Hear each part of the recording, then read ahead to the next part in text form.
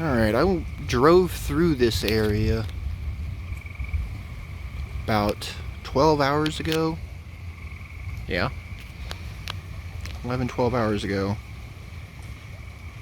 It is completely impassable. This is what the locals know as Teal Lake Road.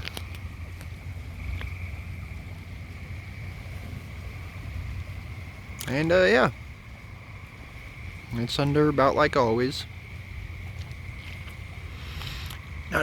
Not the highest I've seen it, but we're still getting there.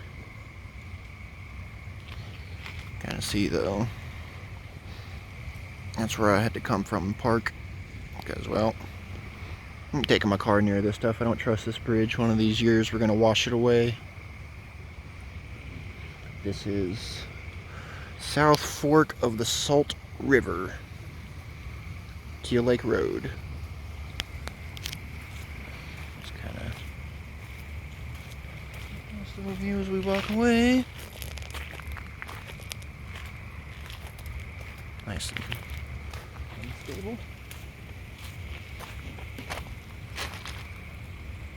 Can't see the sign. There it is. Weight limit 14 tons. Wonder how much water that takes. Oh well, time to get home before we can't. See ya.